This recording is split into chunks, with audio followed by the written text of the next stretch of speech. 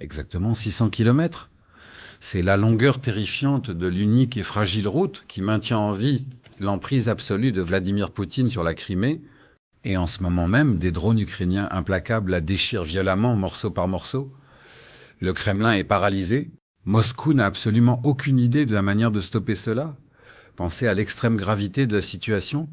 Le trophée ultime, le plus prisé de la guerre de 12 ans de Poutine, la péninsule vitale pour laquelle il a absolument tout risqué pour la voler, ne tient plus qu'à un fil ténu et effiloché.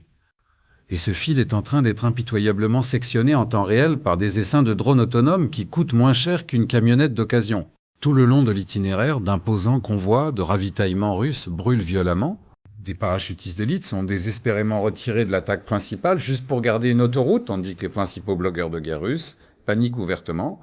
L'effondrement définitif a commencé. Dans les prochaines minutes, je vais vous donner 10 raisons choquantes pour lesquelles la Crimée échappe aux mains de la Russie, étayées par des rapports de l'ISW, des enquêtes du Kiev indépendante et de l'ancien général américain Ben Hodges. Restez avec moi, vous n'entendrez cela nulle part ailleurs. Commençons par la colonne vertébrale de toute cette guerre, une route dont la plupart des Américains n'ont jamais entendu parler, mais qui décide discrètement si la Russie garde la Crimée ou la perd. Elle s'appelle l'autoroute M14, un corridor de 600 km allant des territoires sous contrôle russe via Mariupol, Berdiansk et Melitopol pour s'enfoncer directement en Crimée occupée. Et voici ce que personne sur les chaînes d'information en continu n'explique assez clairement. Cette route n'est pas seulement importante, elle est vitale. Chaque balle, chaque goutte de carburant, chaque pièce de rechange pour un système de défense aérienne, chaque miche de pain pour un soldat russe tapi dans une tranchée, tout transite par la M14. Cette autoroute est le système circulatoire de toute l'occupation russe de la Crimée. Coupez-la, et la péninsule commence à suffoquer. Et en ce moment, l'Ukraine a accompli quelque chose d'extraordinaire. Ils ont placé des sections de cette route sous ce que les analystes militaires appellent un contrôle de tir par drone. Cette expression a son importance. Laissez-moi vous l'expliquer clairement. Cela ne signifie pas que l'Ukraine a capturé la route. Cela signifie que l'Ukraine a rendu la route trop dangereuse à utiliser.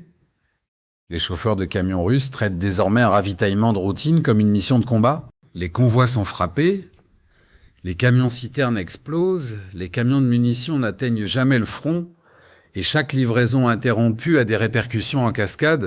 Moins de carburant pour les chars russes, moins d'obus d'artillerie pour les canons russes, des temps de réaction plus lents lorsque l'Ukraine attaque. Voici la partie qui devrait vous époustoufler. L'Ukraine n'utilise pas de missiles de croisière pour faire cela. Ils n'utilisent pas de HIMARS de fabrication américaine. Ils utilisent des drones bon marché, dont certains coûtent moins de 5 000 $, pour étouffer une ligne d'approvisionnement qui soutient une armée d'occupation entière. Imaginez une artère avec une hémorragie interne lente qui ne s'arrête jamais. C'est la M14 en ce moment. Et le pire pour Moscou, ils n'ont pas de solution. Chaque jour qui passe, la Crimée s'affaiblit un peu plus. Maintenant, vous pourriez vous demander, d'accord, mais qu'en est-il du célèbre pont de Kertch? La Russie ne peut-elle pas tout faire passer par là? Excellente question, et la réponse est la partie de cette histoire qui terrifie le Kremlin plus qu'il ne l'admettra jamais publiquement. Le pont de Kertch, cette structure massive que Vladimir Poutine a traversée en camion en 2018 pour célébrer son vol de la Crimée, est un animal blessé. Il a été frappé à plusieurs reprises par des opérations ukrainiennes. En 2022, une explosion massive l'a ravagé. En 2023, une autre frappe dévastatrice. Chaque attaque a laissé des cicatrices qui ne se sont jamais complètement refermées. Aujourd'hui, le pont de Kertch fonctionne à une capacité très limitée. Le trafic militaire lourd est restreint.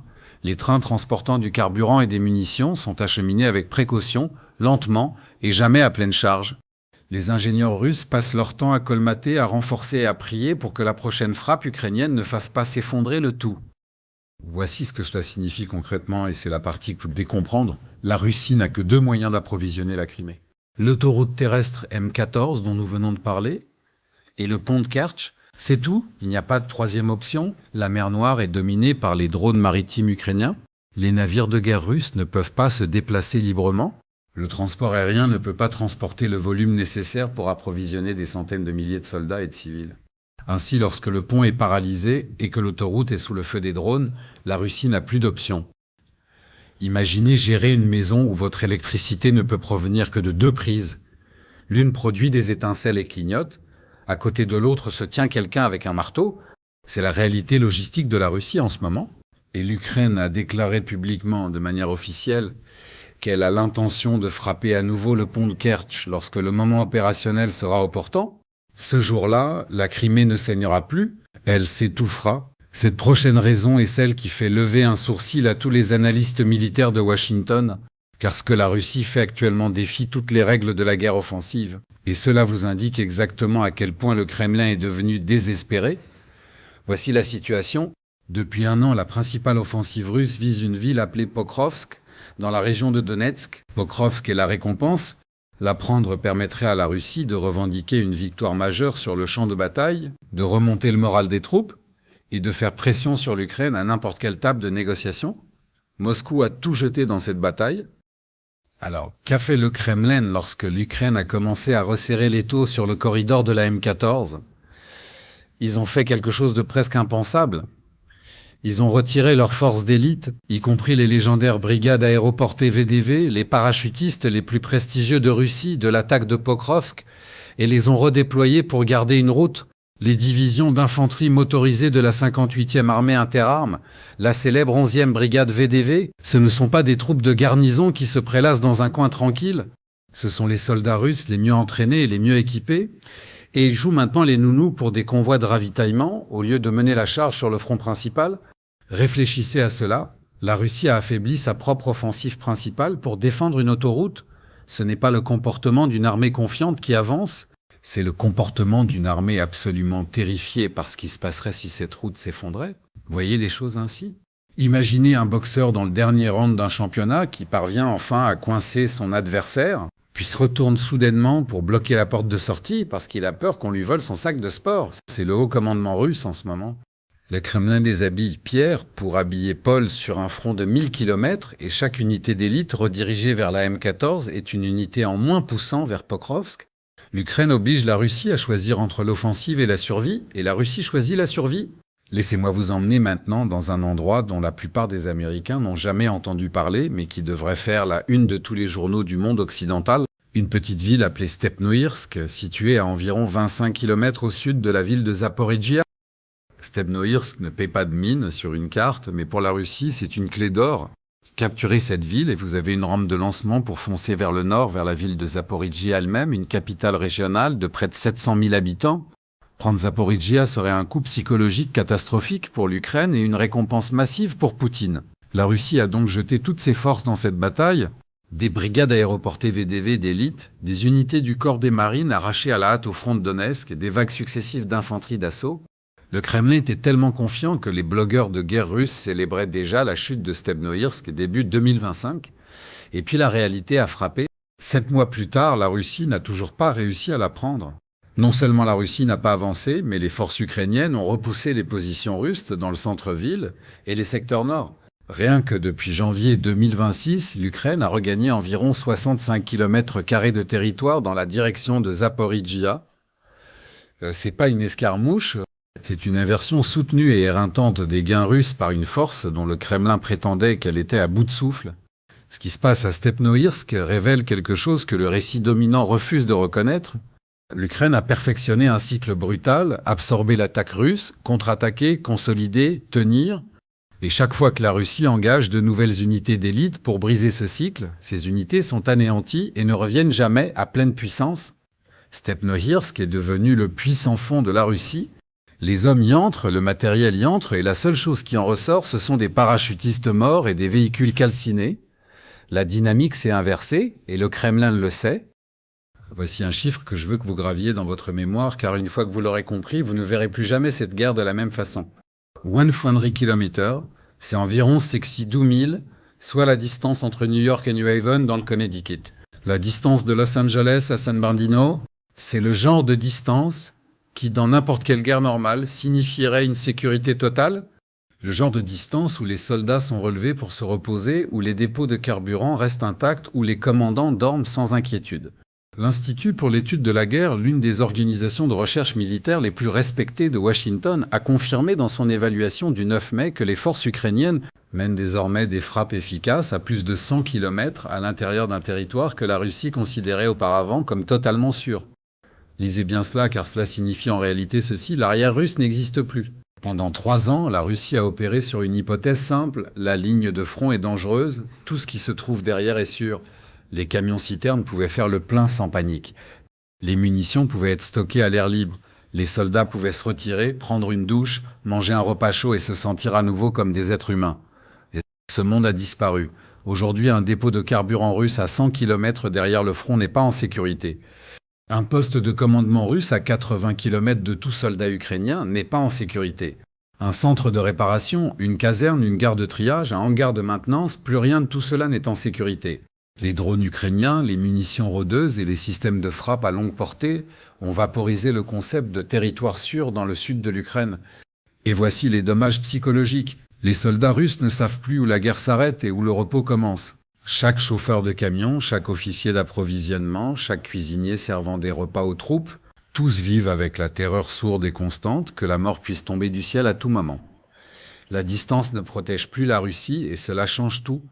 Laissez-moi vous parler maintenant de la cible la plus importante que l'Ukraine ait frappée depuis des mois, un endroit dont la plupart des Américains n'ont jamais entendu parler, mais qui permet à la Crimée de fonctionner tous les jours. C'est Jankow, et dans la nuit du 5 au 6 mai, l'Ukraine a montré à Moscou à quoi ressemble exactement l'avenir de cette guerre.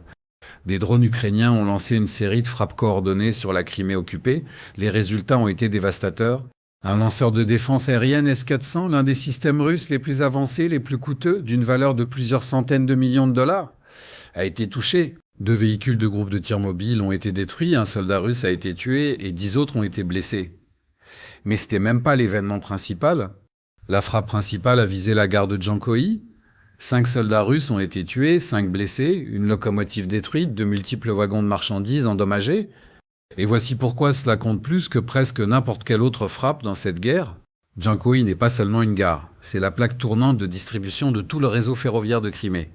Imaginez-la comme la gare grand centrale de l'occupation russe. Chaque chargement de ravitaillement qui traverse le pont de Kertch depuis la Russie continentale est trié, divisé et réacheminé ici même, envoyé à Sébastopol, à Simferopol, aux bases militaires côtières dispersées sur la péninsule. Détruisez ce carrefour et vous paralysez l'ensemble du système de distribution. Même une seule locomotive détruite entraîne des retards en cascade qui se répercutent pendant des jours. Des wagons de marchandises endommagés sur les voies bloquent le passage d'autres trains. Les équipes de réparation se précipitent. Les horaires s'effondrent. Tout le rythme d'approvisionnement d'une armée d'occupation est plongé dans le chaos par quelques drones qui coûtent une misère. Et voici le message stratégique que l'Ukraine vient d'envoyer au Kremlin. Il ne se contente plus de frapper la route vers la Crimée. Il frappe l'endroit où la route se termine. La ligne de vie de la péninsule est attaquée aux 2 extrémités simultanément et la Russie ne peut défendre ni l'une ni l'autre. Parlons maintenant de l'aspect de cette guerre qui devrait donner des sueurs froides à chaque général russe. Car ce qui se passe sur le champ de bataille n'est pas seulement un désastre militaire pour Moscou, c'est un bain de sang financier. Voici le calcul, et c'est le genre de calcul qui brise les empires. L'Ukraine utilise des drones qui coûtent environ 3 000 à 5 000 $ pièce pour détruire du matériel russe valant des millions, parfois des centaines de millions de dollars. Les drones Hornet déployés par les forces ukrainiennes pénètrent profondément derrière les lignes de front, traquant les camions-citernes, les convois de ravitaillement, les véhicules de commandement et les itinéraires de transport stratégiques. Imaginez un drone coûtant moins cher qu'une Honda Civic d'occasion détruit un lanceur de défense aérienne S-400 d'une valeur d'environ 300 millions de dollars. C'est un retour sur investissement d'environ 60 000 pour un. Il n'y a aucune armée sur Terre, aucune économie sur Terre qui puisse survivre longtemps à un tel taux de change asymétrique. Mais voici où cela devient encore pire pour le Kremlin. Chaque frappe ukrainienne ne se contente pas de détruire de l'équipement, elle engendre des coûts en cascade que la Russie doit absorber. Les camions endommagés doivent être réparés ou remplacés. Des itinéraires d'approvisionnement plus longs et plus coûteux doivent être ouverts pour contourner les zones dangereuses. Des moyens de guerre électronique doivent être retirés d'autres parties du front pour escorter les convois. Des troupes supplémentaires doivent être affectées à la garde. Et chacune de ces ressources, chaque dollar, chaque soldat, chaque système radar, est une ressource qui ne peut être utilisée pour des opérations offensives. L'Ukraine ne se contente pas de faire exploser le matériel russe. Elle oblige la Russie à se ruiner financièrement jusqu'à l'épuisement, juste pour tenter de maintenir la lumière allumée en Crimée. L'économie russe plie déjà sous le poids des sanctions, de l'inflation et des pénuries de main-d'œuvre. Les revenus pétroliers sont instables, le rouble est volatile. Et au milieu de tout cela, le Kremlin paie un impôt drone qui augmente chaque semaine. C'est ainsi que les empires se vident de leur sang, discrètement, à grands frais, et sans aucun moyen clair d'y mettre fin. Voici la partie de l'histoire que vous ne verrez presque jamais couverte par les grands médias occidentaux. Et c'est peut-être la preuve la plus accablante que la Russie est en train de perdre cette guerre. Ceux qui tirent la sonnette d'alarme sur l'effondrement de la Russie dans le sud de l'Ukraine ne sont pas des généraux ukrainiens, ni des porte-paroles de l'OTAN, ni des analystes du Pentagone. Ce sont des Russes. Plus précisément, ce sont les Z-blogueurs, le réseau de propagande informelle pro-guerre de la Russie. Ce sont les hommes et les femmes dont le seul travail est d'encourager l'invasion de Poutine. Ils dirigent des canaux Telegram suivis par des centaines de milliers de personnes. Ils ont passé 3 ans à dépeindre chaque revers russe comme un regroupement tactique et chaque avancée ukrainienne comme de la propagande occidentale. Et maintenant, ils paniquent ouvertement. Ces blogueurs discutent ouvertement de la paralysie logistique. Le long de la M14, ils admettent que les systèmes de guerre électronique russes ne font pas le poids face aux drones ukrainiens. Ils préviennent que l'arrière n'est plus sûr, que les convois sont touchés et que le pont terrestre vers la Crimée se vide de son sang en temps réel. Même Igor Girkin, l'ancien commandant rebelle, qui a personnellement aidé à lancer cette guerre, en 2014, un homme qui déteste l'Ukraine de tout son être, a admis publiquement que la Russie ne peut pas suivre le rythme de cette nouvelle génération de guerre par drone. Gurkin a été si virulent dans ses critiques que le Kremlin l'a jeté en prison pour le faire taire, mais le mal est fait. Lorsque vos propres anciens seigneurs de la guerre déclarent que vous perdez, la situation n'est pas seulement mauvaise, elle est catastrophique. Et voici la conclusion pratique. En Russie, où les médias d'État contrôlent presque tout, la vérité doit s'infiltrer par les fissures. Ces fissures sont maintenant béantes. Les familles russes lisent des sources russes qui admettent que la guerre tourne mal, et une fois que cette connaissance se répand, même la plus puissante machine de propagande du Kremlin ne peut la faire disparaître. Maintenant, rassemblons tous les éléments, car ce que l'Ukraine fait en ce moment n'est pas dû au hasard, ce n'est pas de la chance, ce n'est pas un dernier combat désespéré, mené par une armée épuisée. C'est une stratégie délibérée et soigneusement conçue, et elle porte un nom. L'ancien général américain Ben Hodge, ancien commandant de l'armée américaine en Europe, et l'un des esprits militaires les plus respectés du monde occidental, préconise discrètement ce plan d'action exact depuis plus d'1 an. Il appelle la stratégie de blocus en 3 phases. Et voici comment elle fonctionne. Phase 1, l'isolement. Couper les lignes d'approvisionnement. Rendre la logistique intenable. Dégrader la capacité de la Russie à soutenir ses forces en Crimée. Phase 2, rendre la situation inacceptable. Faire grimper les coûts financiers. Multiplier les pertes. Forcer le Kremlin à choisir entre une lente agonie ou un retrait. Phase 3, la libération. Une fois que les phases 1 et 2 ont fait leur œuvre, la Crimée retourne à l'Ukraine sans qu'un seul soldat n'ait à prendre les plages d'assaut. Le général Hodge l'a dit clairement en avril 2026. Il n'y a pas besoin d'un assaut frontal sur la Crimée, couper la logistique et laisser le temps faire le reste. Les analystes de l'Institut pour l'étude de la guerre et de l'Atlantic Council ont approuvé ce cadre. Et voici la partie qui devrait donner des frissons à tous les spectateurs. L'Ukraine exécute ce plan en ce moment même. La M14 est sous le contrôle de tir des drones. Djankoï a été touché, l'autoroute T059 est sous surveillance. Le pont de Kerch est déjà paralysé. Les unités d'élite VDV russes se consument en défendant les convois. Les coûts économiques s'accumulent. Les aides-blogueurs paniquent. Chaque étape de la phase 1 est en train d'être validée. Il ne s'agit pas d'un conflit gelé, il ne s'agit pas d'une impasse. C'est l'étranglement lent d'une occupation illégale. Et l'étau se resserre chaque semaine. Poutine a pris la Crimée en 11 jours en 2014. Aujourd'hui, l'heure est enfin venue de payer la facture de ce vol.